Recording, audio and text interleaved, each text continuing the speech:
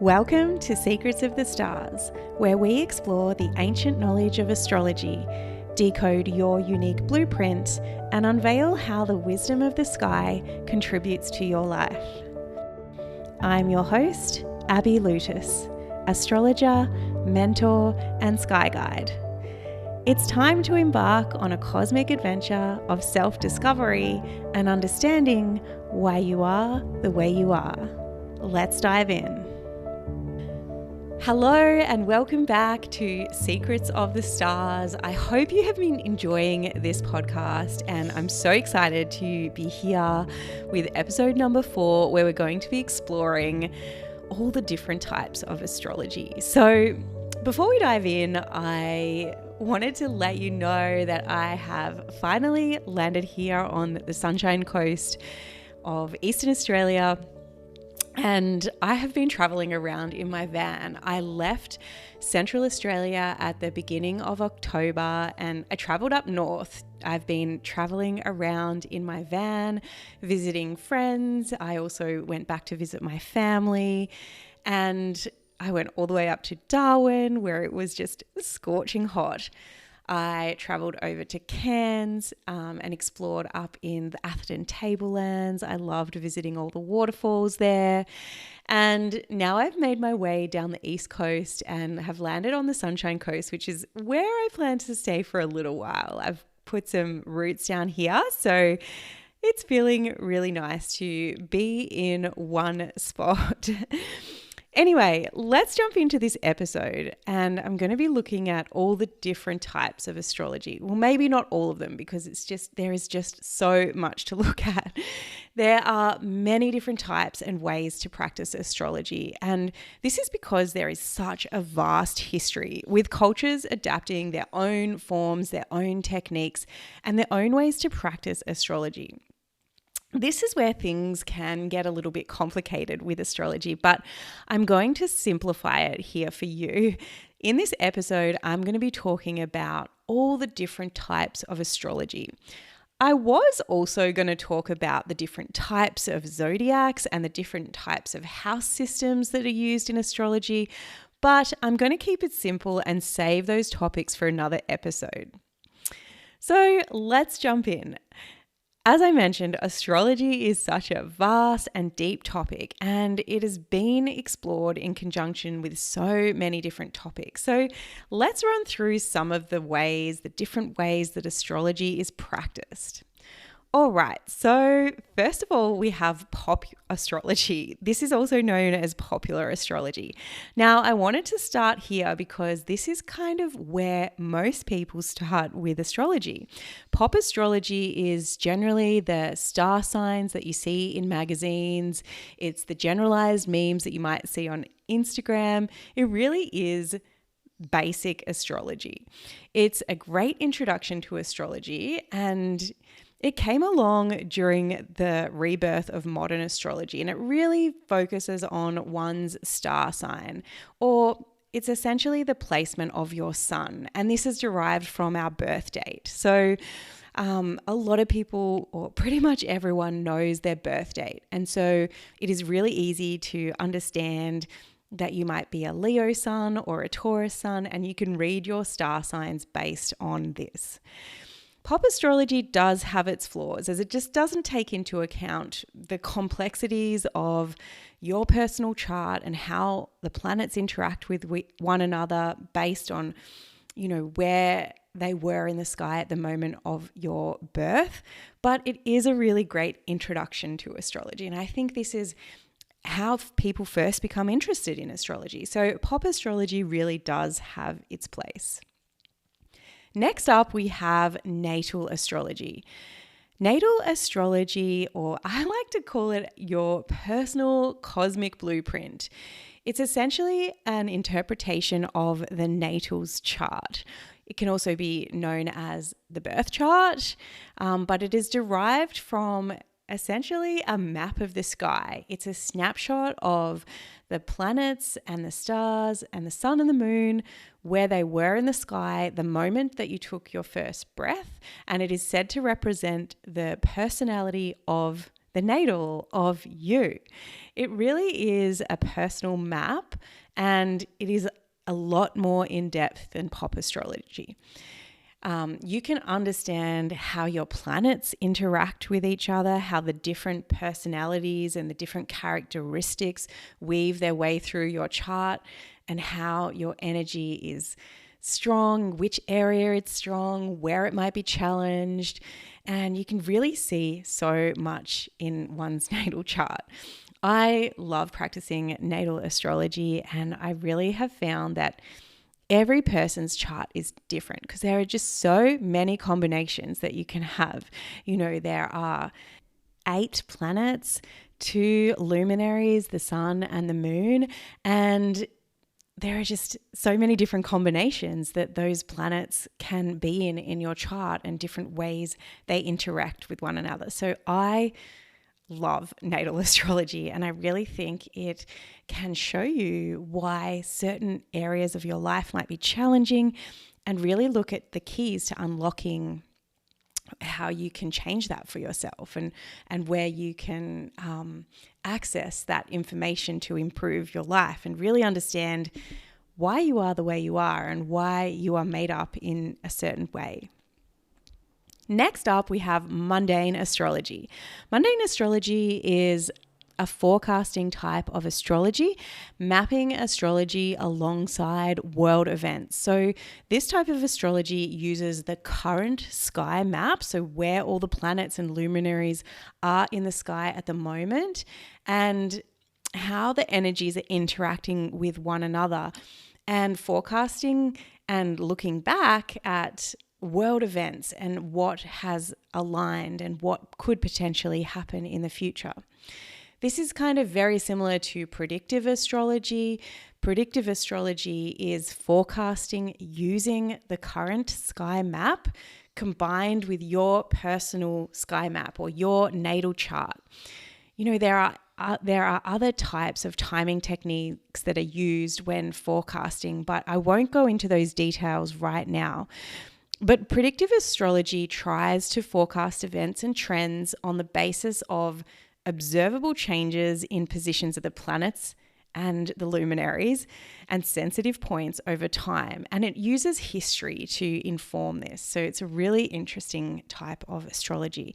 You can really get a feel for the energies of what might be coming in. And I have been doing some forecasting reports where I look at the next 3 months in your chart and really get a feel for how this energy is playing out or where it's showing up for you personally.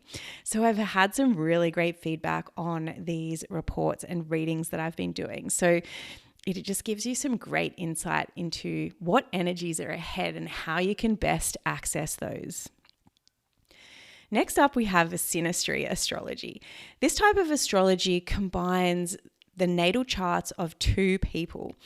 It looks at those 2 people's charts together. So you combine the charts and you can understand how these people might get along, what areas of their life might flow together, what areas they might get frustrated in, or where they might have arguments, or this type of thing. It's a combination of the personalities of 2 different people coming together. You can also use synastry astrology and combine or merge 2 people's charts. Essentially, you have person A and person B, their charts come together and it merges to make one chart. I won't go into the details of how to do that, but this then can give you an indication of that relationship, of that friendship. Synastry astrology is used when looking at relationships. So they could be romantic relationships, business relationships, client relationships, and you can really get a feel for the energy of 2 people coming together and understanding why you might, really align with your bestie, or why you might just have tension with certain people in your life. And I think this is really fascinating to look at in a client dynamic as well, because if I'm working with someone who I do not have good synastry or our charts don't align, then my message might not be getting through, and it's not good for the client either. So There's so many different ways you can use synastry astrology. Next up is electional astrology. It is also known as event astrology. This is a little similar to predictive astrology. So the astrologer will find a date and a time that is most auspicious for an event to take place. So this event will be around what the person is inquiring about based on what they want to do. So the astrologer will find this specific date and time, and it's going to be most favorable for that event to take place. So it also depends on what the event is as to what that date and time might be and what sort of aspects in the sky might need to be happening. So electional astrology might be used for, selecting a wedding date or launching a business, even going on a holiday. It could also be used as an astrologer. I know it is used to record certain podcasting dates or pick a good time to do something in your business. It's going to access the most favorable energy based on what's happening in the sky. Next up is horary astrology.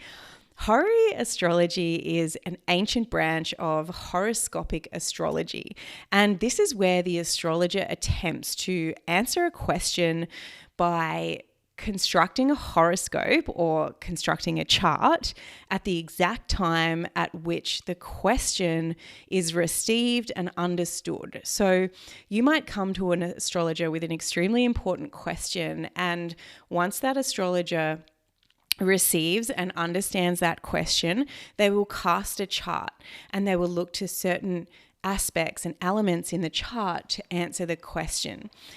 The answer to the horary question might be a simple yes or no, but it can generally be more complex with insights and information. So depending on what the question asker, the person asking the question, is wanting to know, there could be lots of other information that shows up in the chart. Now, this type of astrology is not to be taken lightly. You don't just come with any old question. You really have to sit and really think through the important question that you want to ask.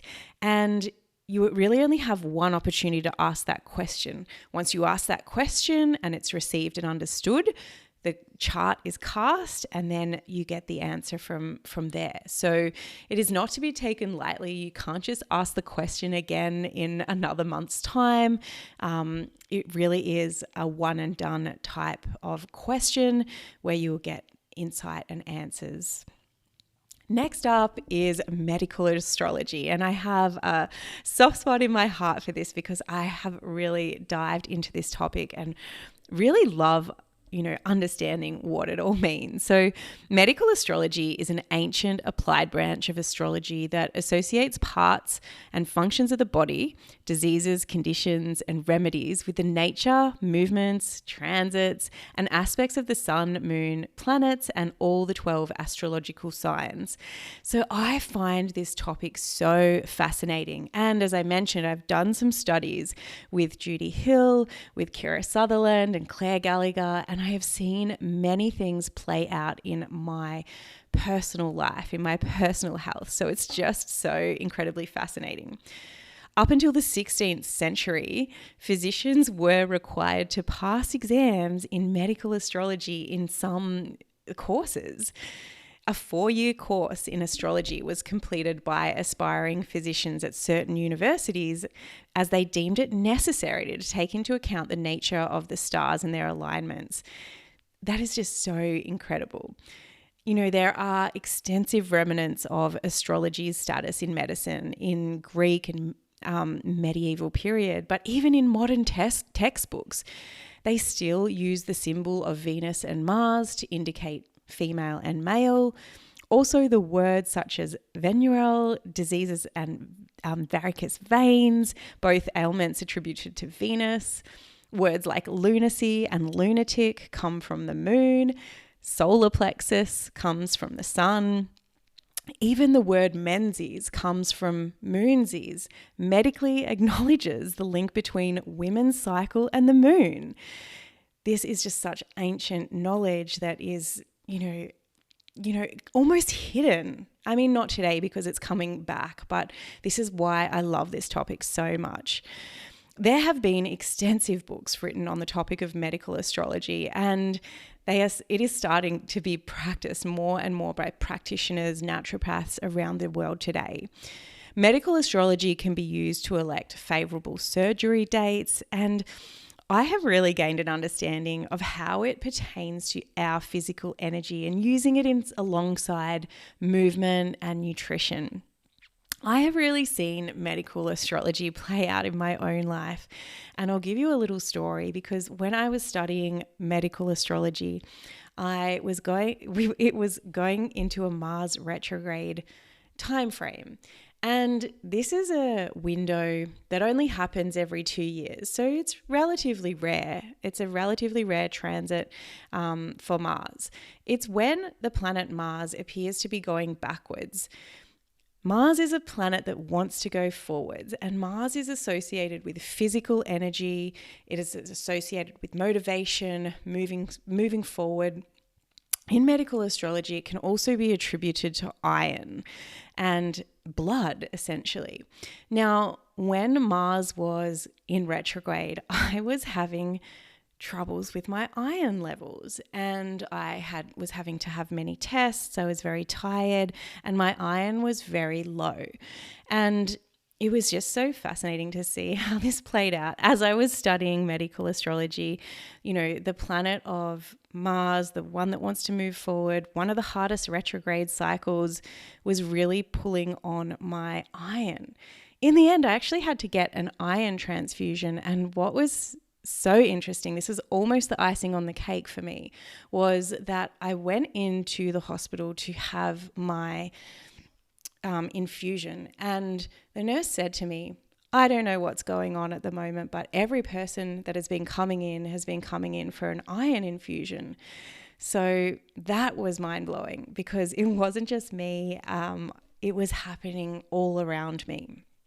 So watch out next Mars retrograde and take care with your iron levels.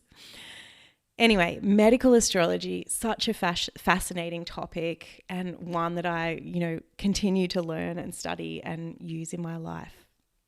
Next up, we have astrocartography.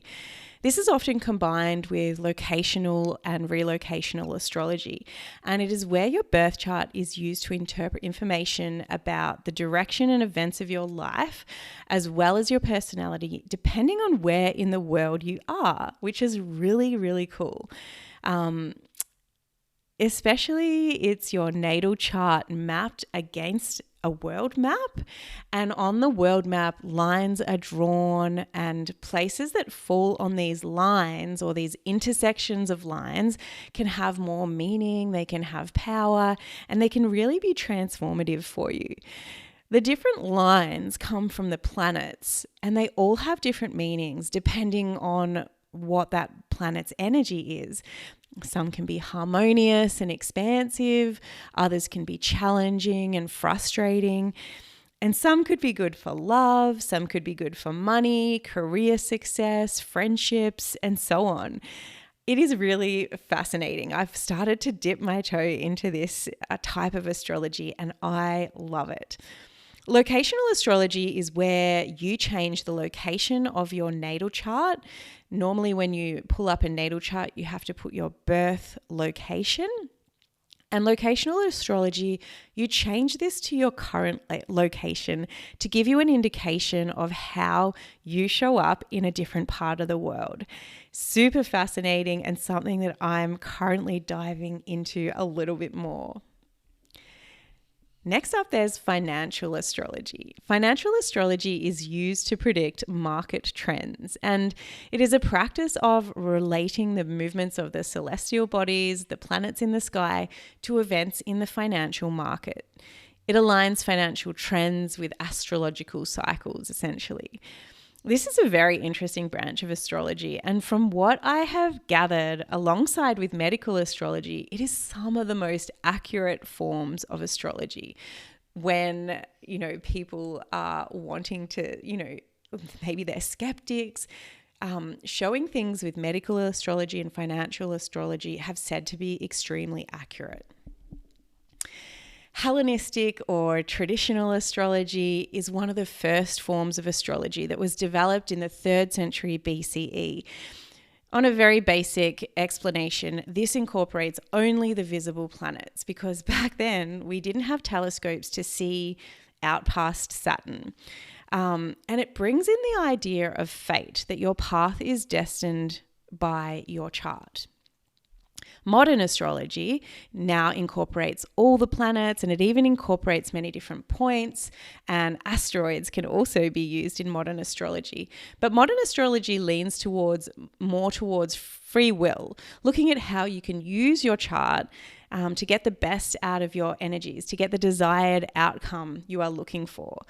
Where is the challenge, and how can you change that depending on what the chart is showing you?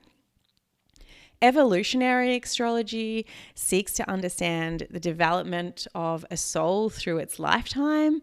I think I listened to some podcasts about this, and Stephen Forrest does great work in this area of astrology. And then you have astrology such as Chinese astrology based on the lunar calendar, Vedic astrology derived from India, and this often uses a different type of zodiac known as the sidereal zodiac, which I'll get into that in another episode. But this is really just a very short list, but you can really see how astrology has played a role in many different areas, many different avenues of life, and many different cultures.